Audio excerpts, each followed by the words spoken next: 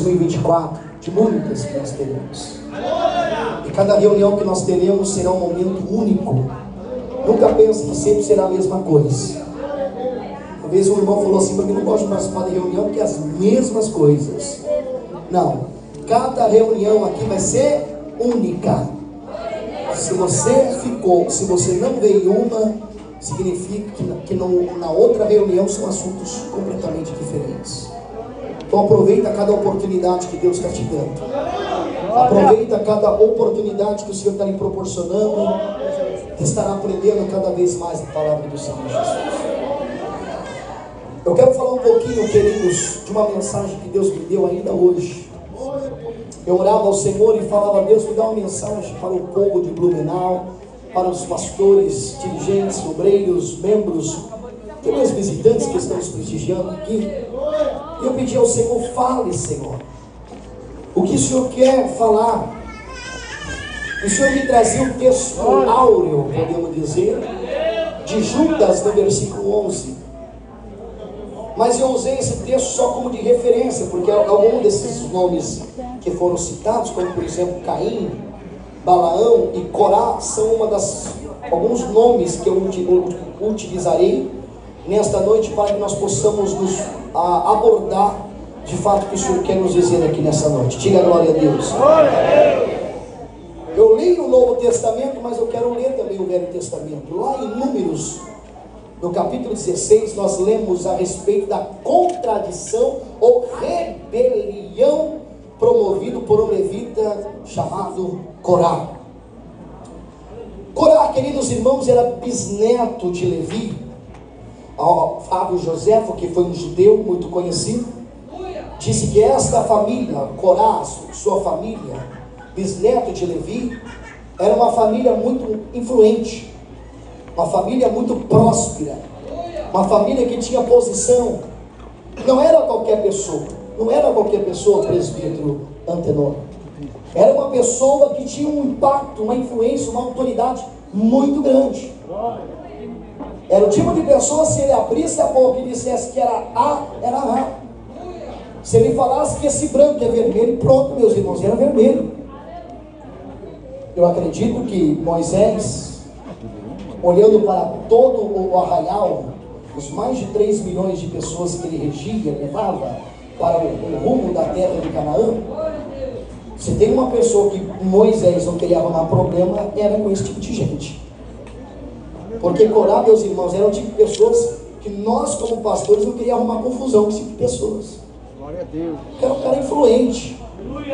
O cara, se ele dissesse: gente, a partir de hoje não aceitamos mais a autoridade de Moisés, e o povo ia tudo atrás dele. Aleluia. Mas parece que quanto mais a gente tem medo de uma coisa, mais ela quer nos perseguir, mais nos atrai. Às vezes a gente fala assim: meu Deus, eu nunca vou fazer isso. Aí Deus vai lá e proporciona momentos para a gente fazer aquilo. Tem pessoa que diz: vixe, aquele irmão não vou chegar nem perto, senão aquilo lá é problema. São essas pessoas que Deus fala: você vai trabalhar com ele. Eu já tive que trabalhar com pessoas, meus irmãos, problemáticas. Eu falava: Deus, vou trocar. Deus falou: não, você vai ficar com ele até o fim. E eu falava: Deus, mas por quê? Eu quero ir para lá e ele quer ir para cá, não dá certo. E Deus falava assim: sim, eu estou te preparando, estou te moldando, estou te dando paciência, estratégia, sabedoria, estou te dando domínio próprio, estou trabalhando no seu caráter. Porque às vezes a gente só quer trabalhar com gente que é boa, sim ou não? Mas os problemáticos a gente fala: ih, sai de perto de mim. Sai de perto de mim. Jesus não pensa assim não, irmão. Jesus trabalhou com todos. Jesus trabalhou durante um espaço de 3 anos e pouco com Judas Iscariotes, e Jesus nunca tirou ele do meio deles. Jesus trabalhou com Pedro, meus irmãos, que era um cara explosivo, temperamento sanguíneo. Pedro era um cara que não levava desaforo. Ele diz: eu sou crente, mas se mexer comigo, eu deixo a Bíblia do lado e pego a espada. Pedro era assim. Mas tem um momento, Jesus tirou Pedro do meio dele. Jesus tinha um melancólico, tinha João. João era o cara mais mimado do meio deles. Porque João, meus irmãos, quando a coisa estreitava, ele chegava no peito, dá licença, presbítero, chegava assim em Jesus e colocava a cabeça e falava assim: Jesus, me chama comigo. E Jesus caraciava, não. Era o tipo de pessoas que Jesus trabalhava, mas não. Não, esse aqui eu trabalho, esse aqui, aqueles 3 ali, sai fora. E quando eles saem da igreja, ou desviam, ou talvez vai para outro ministério, e ainda a gente tem capacidade de dizer: Deus está limpando a igreja. Para com isso aí, irmãos. Até os problemáticos, meus irmãos, é importante no meio da igreja. Tinha uma irmã lá em Santa Maria que ela falava demais. Pensa uma irmã que falava demais, era a fraqueza dela. A irmã falava demais, abria a boca e falava mesmo. Aí um dia todo mundo falando mal daquela irmã, e eu olhei para ela e falei assim: irmã, a senhora tem um grande potencial. Ela nunca tinha visto isso de alguém, e Deus me usou para falar aquilo para ela. A senhora tem um grande potencial. Ela perguntou: qual potencial? A senhora tem um dom. Que dom? A senhora tem um dom de falar demais. Ela falou: pastor, todo mundo disseram que isso para mim era um defeito. Eu falei: não, isso é uma qualidade também. Porque aquela menina chegava no ônibus, irmão. Nós fomos fazer uma viagem de Santa Maria até Porto Alegre. Chegando em Porto Alegre, ela já sabia o nome de todo mundo dentro do ônibus. Eu falei: Jesus, isso é um dom para ganhar almas para o Senhor. Que tem gente que pega um panfleto, olha para a pessoa, fica assim, a pessoa olha para ele, olha para ela e não fala nada. Ele diz: o que você quer? Ele não consegue falar, mas tem gente que já chega: ei, Jesus te ama, Jesus quer te salvar, Jesus quer te libertar, Jesus tem vitória para você. Mas na igreja a gente quer matar essas pessoas. Na igreja a gente quer massacrar essas pessoas. Aí fica só os tímidos, e quando vai evangelizar, não ganhamos uma alma para Jesus. Todos é importante, irmãos. Todos aqui é importante na casa do Senhor. Para quem não sabe, Moisés era um cara desprovido de preparação para ser um grande líder. Porque Moisés, segundo alguns entendidos, ele tinha dificuldade para se expressar. Ele não conseguia se expressar muito bem, não tinha uma retórica, uma oratória muito boa. Ele tinha dificuldade, tanto que quando o Senhor o chama, ele diz: Senhor, mas eu não sei falar, ou seja, minha boca é pesada. Alguns dizem que ele gaguejava. Eu tenho dificuldade para se expressar. E o Senhor falou assim: não tem problema, eu te escolhi também. Não tem problema, eu também te chamei para exercer liderança no meio do meu povo. Ele diz: mas eu vou falar o quê? Se eu não sei se expressar, não sei falar. E Deus olha para Moisés e fala: fica tranquilo, porque o seu irmão Arão, ele vai como um pouco de profeta, mas você vai com a autoridade do Todo-Poderoso. Você vai como Deus. Arão vai como um pouco de profeta, mas você vai como Deus. O que você falar vai acontecer. São esse tipo de pessoas que Deus escolhe, irmãos. Por isso que hoje antes de falar com vocês, eu falei com os nossos prezados pastores e falei: foi Deus que escolheu eles para estar na frente do trabalho. Você pode até não aceitar o jeito dele pregar. Às vezes você fala assim: puxa, eu assisto aqueles pregadores de internet, que prega tão bem, tão eloquente, tem uma sabedoria. Meu pastor não é aquela coisa. Não. Irmão, não interessa, foi Deus que escolheu ele. Você pode talvez não concordar o jeito dele orar, mas foi Deus que escolheu ele. Foi Deus. Deus escolhe quem Ele quer, irmãos. Tem gente que acha, cadê quem estava tocando aí? Deixa eu te usar. Tem gente, meus irmãos, tem gente que acha que Deus só escolhe os grandes pastores bons para ser líderes de vocês. Negativo. Deus levanta gente difícil também para provar a igreja. Deus levanta, meus irmãos. Quem que levantou o faraó? Foi Deus ou foi o diabo? Foi Deus. O que Deus falou? Foi eu que levantei faraó para mostrar o meu poder.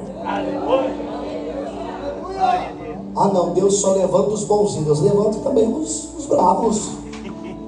Eu já tive pastor, meu irmão, que eu tinha que fazer barba todo dia. Um dia quando não fizesse barba, eles me colocavam de banco, não dava oportunidade, podia fazer a primeira parte. Hoje eu estou no luxo de usar o cabelo assim, mas meu pastor não deixava. Tem que passar um, rapaz. 0. Deus quer assim. Glória a Deus. E quando eu me converti, eu só raspava o cabelo assim. 1, 2, 1, 2, 1, 2. Agora a gente pode usar um pouquinho mais, erguidinho. Agora a gente não pode, tá ficando calvo, né? Santo Deus. Falei, meu Deus, se eu soubesse usar desde o início. Que agora que eu quero, eu estou perdendo os cabelos. Mas não interessa, Deus está levantando, e Deus levanta quem Ele quer para mostrar o seu poder. Aleluia. Glória a Deus. Porque nós temos que entender, irmãos, o tempo de Deus nas nossas vidas. Nós temos que entender, quando Deus levanta alguém, a gente tem que entender que Deus está no controle de tudo. Deus está no comando de tudo, irmãos. Deus também permite provações para provar os fiéis, para ver a sua fidelidade. Se você está na igreja só por causa de cargo, ou por interesses pessoais, ou interesses financeiros, se estiver agarrado só por cargo, interesses financeiros, interesses pessoais, se vir essas lutas, não vai ficar mesmo. Mas se você está por causa de Cristo, por causa da pessoa do Espírito, por causa da sua salvação, da sua santidade, da presença de Deus na sua vida, pode vir quem vier, Deus vai te sustentar até o fim.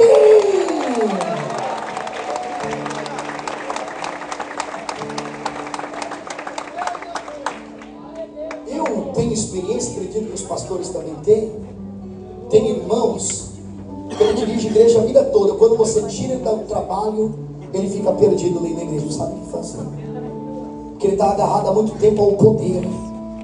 Mas quando Deus permite, diz assim, meu filho, agora está na hora de você só servir, só adorar, sentar no banco e bater palma, ele perde o sentido. Ele acha que ele só faz a obra de Deus quando ele está dirigindo, quando ele está pregando, quando ele está evangelizando, quando ele está cantando, ou quando ele está na frente de um trabalho, seja de música, de louvor. Não, irmãos, Deus, o maior ministério que o ser humano pode exercer é adorar a Deus em espírito e verdade. O que vier pastoralmente é uma consequência, não a causa principal. Está entendendo? Se você é um adorador, se você adora a Deus em espírito e em verdade, o que vier será uma consequência e não a causa. Eu não exerço para adorar, eu adoro para exercer. Adora, seja adorador, seja aquele que ama, aquele que busca, aquele que ama Jesus.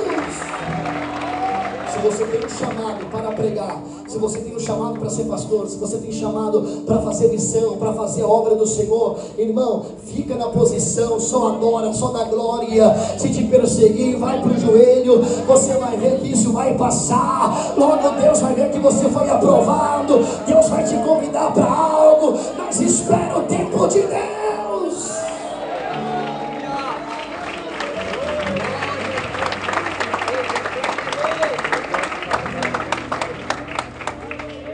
Corá, bisneto de Levi, ele sem dúvida tinha muita influência e autoridade, pois a Bíblia diz que ele conseguiu reunir atrás de si 250 homens de renomes, líderes do povo de Israel também.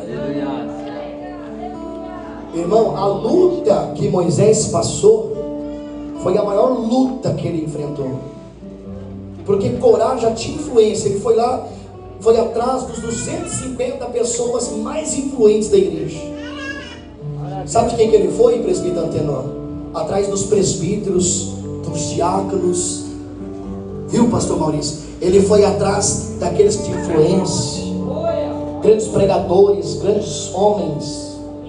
Ele disse, se eu conseguir convencer essas 250 pessoas, as mais influentes dentro da igreja, pronto, eu vou conseguir ficar no lugar de Moisés, vou tomar o lugar dele. Mas a diferença de Moisés para Corá é que Moisés nunca pediu para ser líder. Diga comigo, ele nunca pediu para ser líder de nada. Ao contrário, ele queria fugir. Você está entendendo quem Deus honra? Você está entendendo quem Deus exalta? É gente que só quer adorar, irmãos, não quer nem saber de cargo, nada. O cargo é consequência da adoração. Moisés, não pediu para ser líder, ele não pediu para ser um pregador expoente, ele não pediu para fazer sinais, ele não queria nada disso. Mas Deus falou assim: é você que eu vou derramar tudo na sua vida. A única coisa que Moisés pediu, que foi ousado demais, foi para ver a glória de Deus. Aleluia! Lá queria saber se ele seria presbítero, pregador, diácono, apóstolo. Ele queria, irmãos, salvação. Moisés não pediu nada disso, ao contrário. Sabe por que Deus aprovou Moisés e não aprovou Corá? É porque Corá, ele queria exercer a liderança para ter posição. Ele falou assim: o que é isso? Moisés está querendo ser príncipe do povo. Negativo, eu tenho mais competência. E tinha mesmo. Eu sou mais influente, eu tenho família nobre. Moisés é filho de uma escrava. Moisés foi jogado no rio Nilo, não tenho o que oferecer. Mas eu não, eu sou o cara, eu sou o bambambam, eu mereço posição.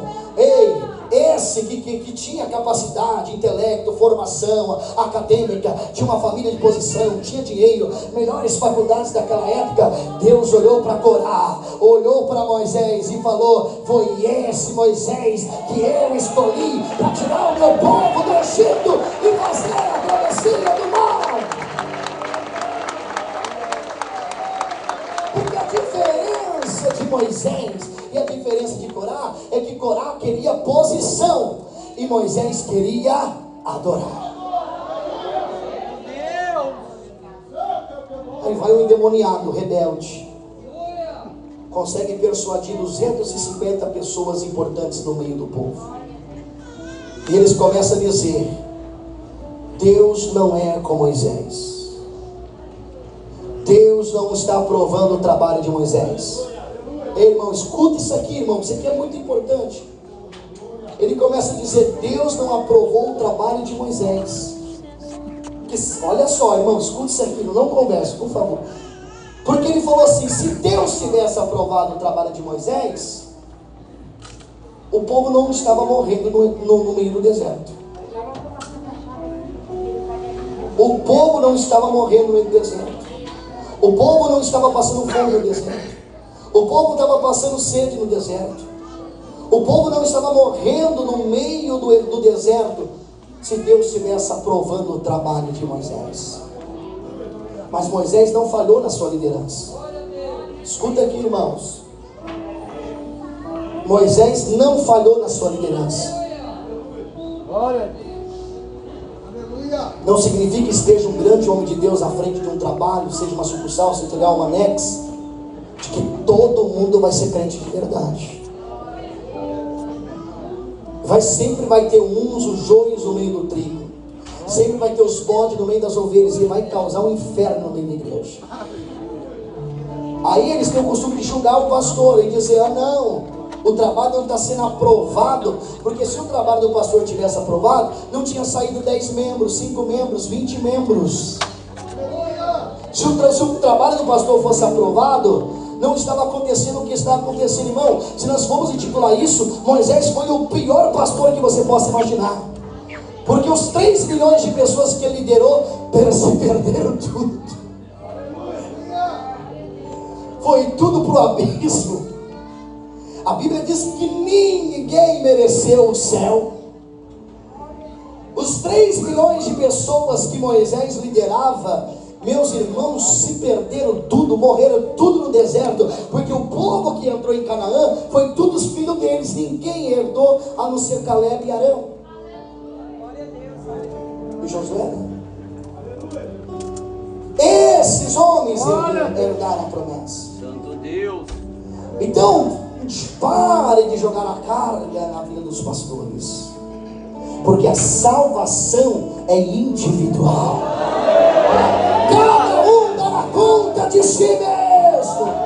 Se você está orando, não é culpa do pastor. Se você não está jejuando, não é culpa do pastor. Se você não vai para o céu, não é culpa do pastor. A salvação é individual. O véu já se rasgou. Você tem acesso aos céus. Você tem acesso a Cristo. Vale até Ele arrependimento e peça por misericórdia. Oh, meus irmãos, Exaltado pela sua posição, Corá promoveu uma demonstração de força diante de Moisés e Arão, a fim de arrancar-lhes a autoridade, exclamando que Moisés e Arão se exaltavam indevidamente sobre o povo, onde todos deveriam ser iguais. E assim, com seus comparsas, Datã e Abirão, ele instigou o povo à revolta, alegando ainda que Moisés e Arão havia feito Israel subir de uma terra que mama leite e mel, saído do Egito, para fazê-los agora morrer no deserto, e ainda por cima queria fazer príncipe entre eles. Olha a acusação, tudo calúnia, tudo mentira. O povo pereceu no deserto, não foi por causa de Moisés, mas a Bíblia diz que foi por causa da incredulidade deles. Eles acusaram Moisés de se intitular príncipe do povo de Israel. Em nenhum momento Moisés diz: eu sou príncipe.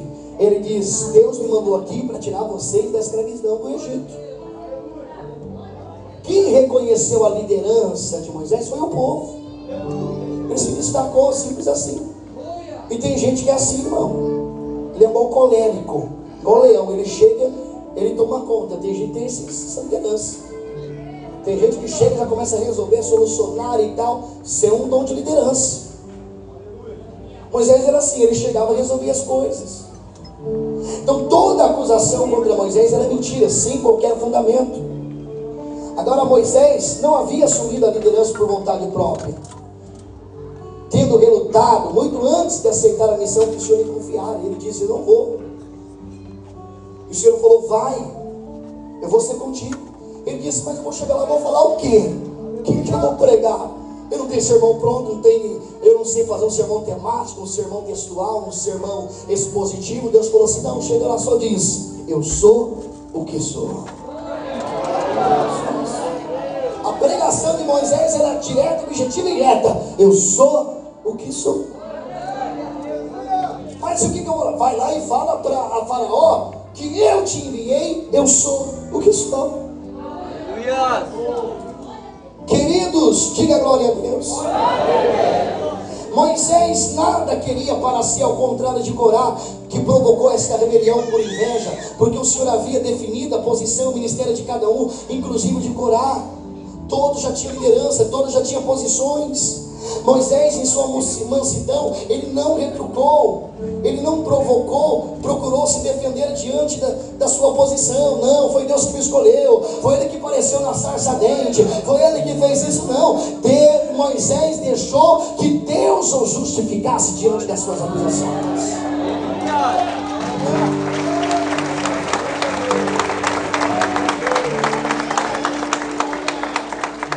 Moisés, ele deixou, meus irmãos, que Deus o julgasse. Ele disse: tudo bem, vamos deixar que Deus escolhe quem ele escolheu. Vamos deixar que Deus resolve isso. Se Deus me escolheu, ele vai ser comigo. Mas se Deus não escolheu vocês, algum mal vai acontecer. Ei, irmãos, Moisés coloca a prova. Ele diz: Senhor, a quem o Senhor escolheu, eu ou eles? De repente, meus irmãos, a Bíblia diz que a terra se abre. Corá e seus 250 homens meus irmãos, são mortos diante de toda aquela rebelião que ele estava causando contra o homem de Deus. Meus irmãos, diga glória a Deus. Diante de tantas acusações, o juiz do Senhor foi severo e rápido naquele momento. Se não fosse pela intercessão de Moisés e Arão, meus irmãos, aquele povo tinha morrido todinho, toda a congregação tinha morrido. Mas Moisés se humilha diante de Deus. Eles são rebeldes, cometeram um ato de rebelião, mas eu clamo: tenha misericórdia. Se Moisés e Arão não tivessem clamado, Deus tinha matado todo aquele povo naquele momento. Queridos, escuta aqui, que eu já estou encerrando. É abominável para um homem ou um grupo revoltar-se contra a ordem que Deus estabeleceu e introduzir algo para dividir o seu povo. Porque o caminho para a rebeldia, sabe como é que começa a rebeldia? Isso aqui é forte. Tem gente que diz assim, fulano é rebelde, mas ele nunca foi rebelde não. Há uma grade, há uma escada a subir. Porque o caminho para a rebeldia começa primeiro com a falta de contentamento. Ele não está contente com nada. Se está calor está ruim, se está frio está ruim, se a igreja está vazia está ruim, se a igreja está lotada hoje está ruim. Se o pregador não ora por revelação está ruim, se ora por revelação ora demais. O povo não vem no culto dele porque ele não ora muito por revelação. Aí esse irmão ora bastante por revelação, ele diz, também uma hora por revelação, por isso que a igreja está cheia. Há um sentimento de satisfação. Se o pastor brinca, ele é carnudo. Se o pastor é sério, ele não tem carisma, nada, não contenta nada as pessoas. Se o pastor faz visita, ele é um cara desocupado que não trabalha. E se ele trabalha, não se importa com as ovelhas. Se ele prega duro, deve ser mais flexível, ele é muito radical. E se ele não corrige os outros, ele é muito frouxo. Se ele viaja com a família, pronto, está vivendo a custo dos dízimos, das ofertas dos irmãos. E se ele anda de bicicleta, não vive a prosperidade que prega. Se ele anda de carro, pronto, comprou com o dinheiro do dízimo da igreja. E se ele fica doente, não vive os milagres que prega. Tá difícil, irmãos. Tá difícil contentar este povo. Então o sentimento de rebeldia, de rebelião vem, meus irmãos, primeiramente pelo sentimento de descontentamento. Eu não gostei do culto. O culto estava muito chato. E quem disse que o culto é para você? Quem disse que é você que tem que avaliar o nosso culto? Ei, quem disse que é você que tem que dizer se o culto foi bom?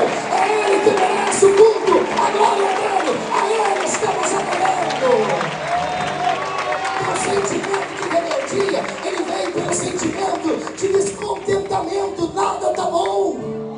Se o pregador prega gritando, Deus está surdo. E se ele prega devagar, ele é monótono, ele é devagar, parece um padre. Vai se converter.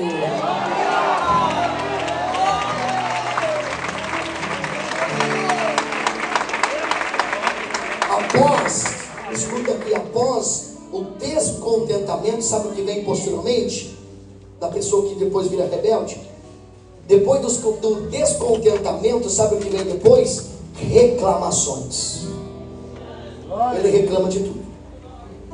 Reclama do irmão, reclama do pastor, reclama do ciclano. Irmão, pode vir aqui as pessoas nunca estão contentes.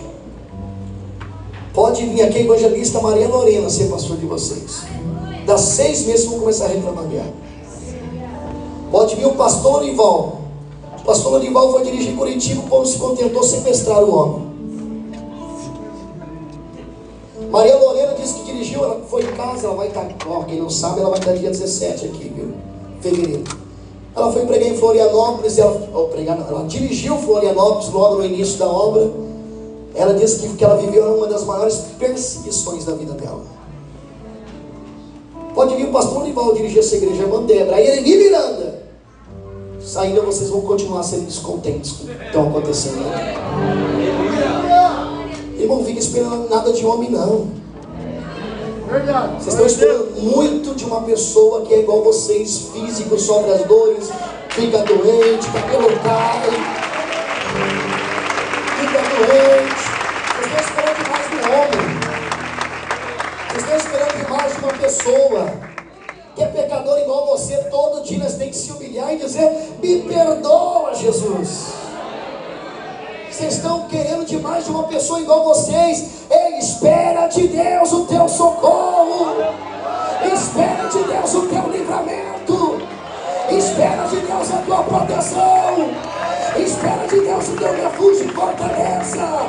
Espera de Deus a tua salvação. Espera de Deus a tua fortaleza. Espera de Deus o teu socorro bem presente na hora da angústia.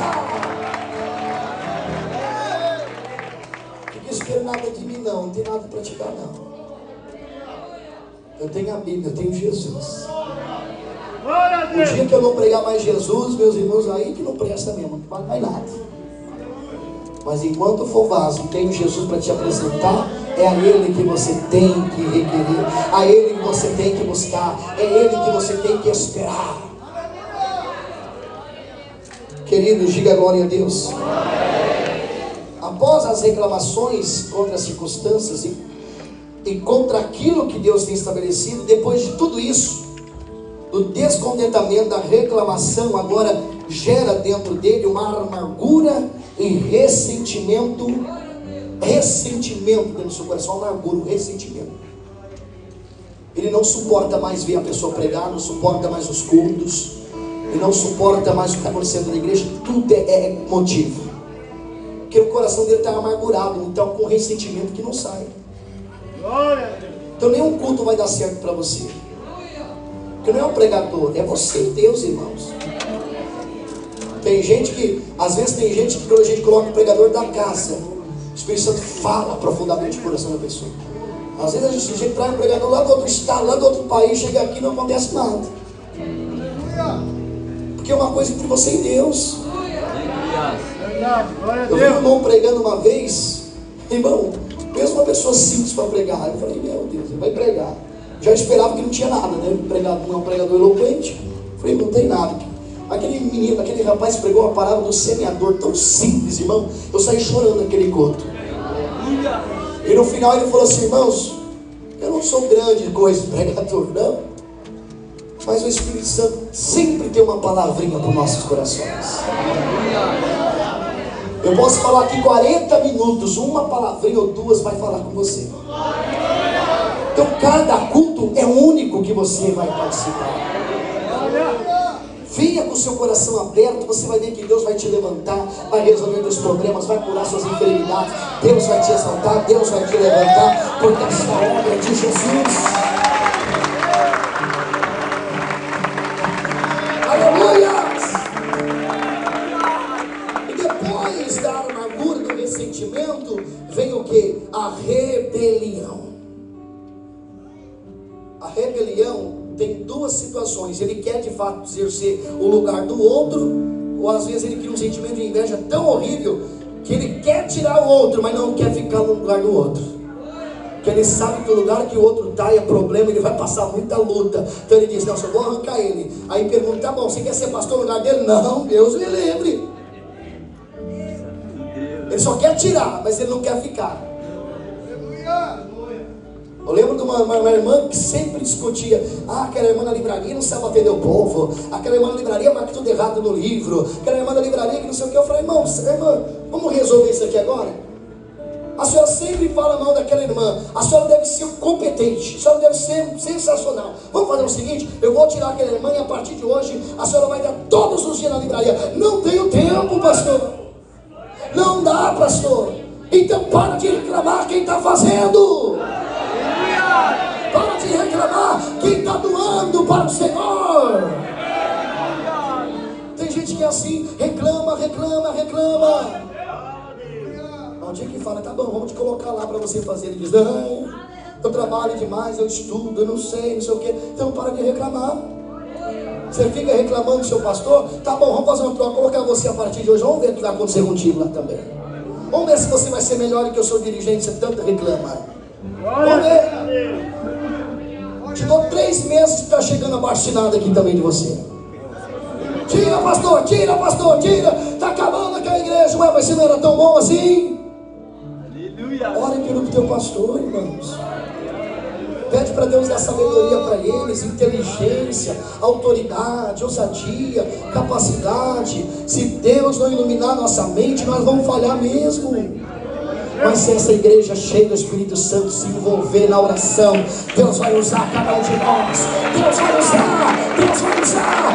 usar como labareda de fogo, como tenária, como profeta.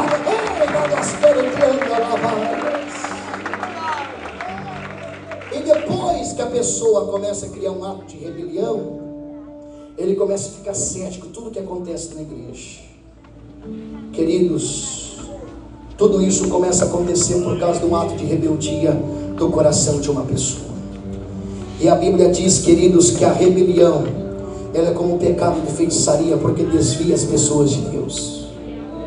Cuidado, não deixe o espírito de descontentamento, de sentimento de amargura, de raiva, de ódio entrar dentro do seu coração. Deixa não, arranca, pede, fala para Deus: Senhor, arranca isso de mim, tira isso de mim.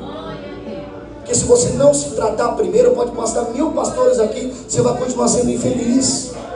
Porque o problema não é quem está aqui, o problema é o que está aí dentro de você. Peça misericórdia para Deus. Seja humilde, seja simples, sabendo que aqui existem homens que têm carnes e ossos como você, que precisa ser coberto das suas orações, que precisa também do Espírito Santo, mesmo agente que está dentro de você. Nós pedimos que esse agente, que é o Espírito, ele continue dominando e direcionando o nosso espaço, dando sabedoria e estratégia para que a obra do Senhor continue em frente. Queridos, nenhum pastor deseja a desgraça de uma igreja. Ele pode até ter feito algumas decisões erradas, mas não era aquilo que ele planejava. Que o sonho, para perguntar por que o pastor está aqui, o sonho de cada pastor aqui é enviar almas batizando, jovens chegando. É ou não é, pastor? Prazer nosso é ver gente chegando, gente nova. Às vezes nós estamos naquela campanha forte, toda sexta-feira, aquelas mesmas pessoas, a gente ajoelha e fala: Deus, manda um gente diferente para a gente ver. Esse povo já está, Senhor, faz 3 anos que eu estou aqui pregando as mesmas mensagens, manda um povo diferente para ouvir as mensagens. A gente ora, irmão, para vir gente para a igreja, para Deus mandar gente nova. A gente ora para vir gente de outro ministério visitar nós. A gente ora para Deus mandar os católicos, almas para aceitar Jesus. A gente ora para Deus mandar jovens. A gente ora para Deus mandar crianças. Nenhum pastor quer uma igreja vazia. Às vezes o pastor está pregando para a igreja vazia, mas não é aquilo que ele quer. Ele quer pregar para a multidão. Não é, pastores? A coisa mais horrível, pastor Maurício, irmão André, presbítero Antenor, a coisa mais horrível, irmão Elvis, é o pastor ouvir dos membros de que a igreja está morta. A coisa mais horrível, presbítero Maurício, é o pastor ouvir ruídos, rumores de que a igreja está morta. Mata o pastor também. Certa vez um pastor estava pastoreando uma grande igreja, e ele começou a ouvir um ruído. A igreja está morta, a igreja morreu, a igreja não tem mais como, acabou. E aquele pastor começou a chorar, foi para o joelho e falou: Deus, eu estou me humilhando, estou orando, jejuando, e eu estou ouvindo o povo que a igreja está morta, a igreja morreu, não tem mais como. Senhor, me ajuda, me dá uma solução. De repente o Espírito Santo falou no ouvido dele e deu uma excelente ideia, uma excelente estratégia. Deus falou com ele.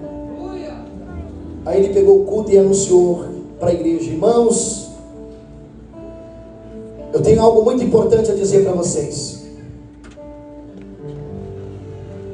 Eu estou ouvindo os rumores de alguns membros, obreiros, pastores, presbíteros, estão dizendo que a igreja está morta, de que a igreja morreu, de que a igreja não tem mais vida.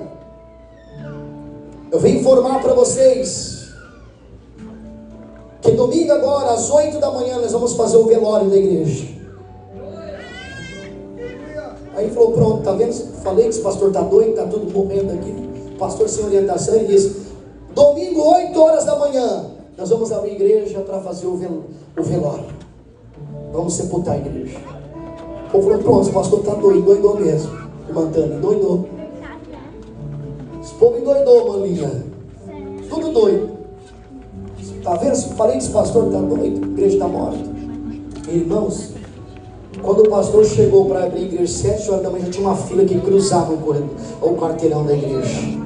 Ele olhou assim: meu Deus, nunca vi tanta gente assim, que falar alguma coisa meia-noite. Esse povo é curioso, vem os fofoqueiros de todo lado. Sai gente do bueiro, sai gente que fazia 3 meses que não aparecia na igreja. Ei, irmão, vem gente de todo lado. O povo queria saber quem o pastor ia velar. Mas quando o pastor abriu a porta, o povo já foi entrando e percebeu que lá no meio do altar tinha um caixão, tinha um arco, que é aquele arco assim de flores, sabe? Despedindo: amamos você. E o povo apavorado, mas tinha um cerco assim. O pastor disse: calma aí, gente, calma aí, todo mundo querendo ver quem que estava dentro do caixão, todo mundo apavorado. E o pastor disse: calma, vamos fazer uma fila, vamos organizar. Aí o pastor organizou, tirou a fita, o negócio estava trancando. Ele falou assim: irmãos, pode vir aqui ver. Despede da igreja, que nós vamos fechar o caixão e vamos sepultar. E quando o povo, meus irmãos, estava na fila, foi a primeira pessoa. Na hora que ele olhou dentro do caixão, ele gritou: meu Deus, misericórdia! Chegou um outro, olhou dentro do caixão: Jesus, tenha piedade! Chegou um outro, olhou assim: meu Deus, e agora? Todo mundo que olhava dentro do caixão tinha um espanto. E você está perguntando: pastor, o que tinha dentro desse caixão? Dentro desse caixão tinha um espelho. Todas as vezes que eles olhavam dentro do caixão, a pessoa se via a si mesmo lá dentro. A igreja sou eu, a igreja é você.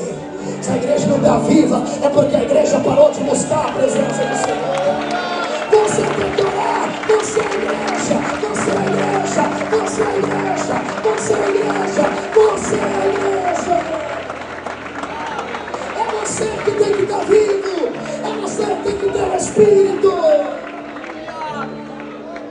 A igreja somos nós.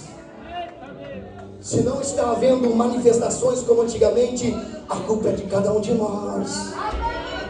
Porque eu lembro quando o missionário pregava, ele colocava a igreja toda em jejum naquele dia.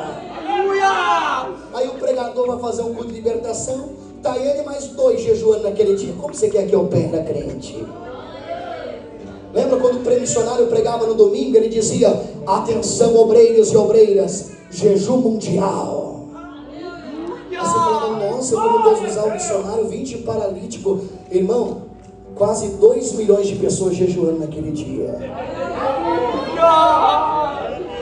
Se eu jejuar, você jejuar, você jejuar, você jejuar, toda a igreja jejuar, num culto de libertação que eles fizerem aqui, irmão, não vai só levantar paralítico não, pode trazer os mortos que vão ser ressuscitados aqui também. Toda a igreja, aí você vai ver avivamento, você vai ver milagre, você vai ver cura, você vai ver libertação, você vai ver sinais. Nós vamos fazer uma vigília da virada, já entramos no propósito. Metade da igreja tomando água na virada. Fez um jejum pequeno. Aí quer que Deus opere, irmão, como você vai fazer? Faz um culto de milagre e põe a igreja toda para jejuar, você vai ver que vai acontecer milagre. É só o pregador jejuando, vocês estão esperando demais, né? Ainda fala: meu Deus, nem um paralítico. Ele lá comendo churrasco meio-dia, para 2 horas para vir para o culto. Aí chega assim com falta de ar. Ai, pastor, esse ar-condicionado está dando certo. Oi, irmão, tá gelando aqui, tá bom aqui, os irmãos estão tudo geladinho. Ai, eu tô com uma falta de ar, tô com uma fadiga. Eu falei: mas o que você comeu no almoço, pastor? Uma costelona, uma feijoada. Como que vai ter milagres na igreja, irmãos? Como vai ter milagres se a igreja não jejua mais? Você lembra quando os irmãos iniciavam o culto, a primeira parte já tinha demônios se manifestando na igreja? Não é porque quem estava iniciando era o cara, não. A igreja toda estava jejuando naquele dia. Vamos fazer um culto de milagre? Vamos? Todo mundo jejuar? Pode trazer os paralíticos, surdos, mudos, cegos, mortos. Você vai ver se não vai acontecer milagre nesse lugar. Você vai ver se não vai ter sinais, manifestações, poder, jejum mundial. Aleluia.